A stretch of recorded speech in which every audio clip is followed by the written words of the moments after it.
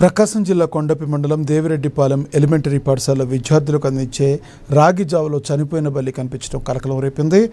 జావ పంపిణీ చేస్తున్న సమయంలో కొంతమంది చిన్నారులకు రాగి జావ అందించగా మిగిలిన వారికి వడ్డించే క్రమంలో అందులో చనిపోయిన బల్లిని పాఠశాల సిబ్బంది గుర్తించారు. వెంటనే అప్రమత్తమైన ఉపాధ్యాయులు అప్పటికే జావ తాగిన 6 విద్యార్థులను కొండపి ప్రభుత్వ ఆసుపత్రికి తరలించారు. వైద్యులు వారికి చికిత్స అందించి ఆరోగ్య పరిస్థితి నిలకడగా ఉందని, ఎలాంటి ప్రాణాపాయం లేదని వెల్లడించారు. ఘటనా సమాచారం అందుకున్న రెవెన్యూ విద్యాశాఖ అధికారులు ఆసుపత్రికి చేరుకుని చిన్నారులను పరామర్శించారు.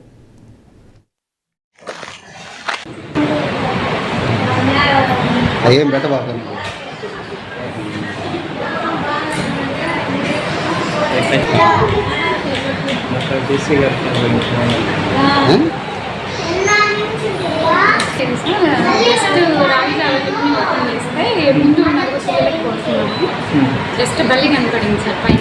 ఇంకా వెంటనే అది పారవేపించేసి ఉప్పు నీళ్ళు కలిపించి తాపేసి ఆ నలుగురిని.